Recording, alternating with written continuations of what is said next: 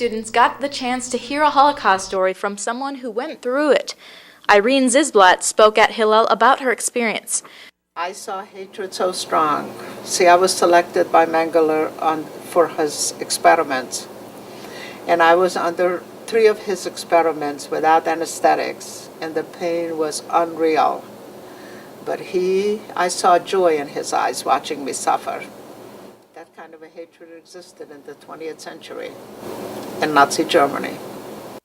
But she says her faith in God helped bring her through the suffering. And I said, this hell cannot last forever. So I hung on to this hope, and I was fighting with God, yelling at him why he is allowing this. Because I saw little children being murdered for no reason at all. They didn't even know what life is about yet, and they were gone. And I yelled at God why he is allowing this.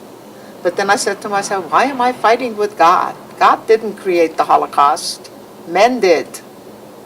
And so in my childish mind, I figured it out that God must be in a place where he is helping other children.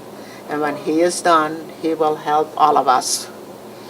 And against all impossibilities, I was not losing faith.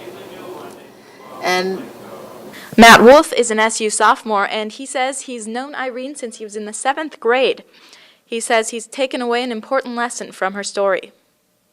Just by looking at Irene and listening to her story so many times, just, no matter how bad things got, she always, held faith and never gave up.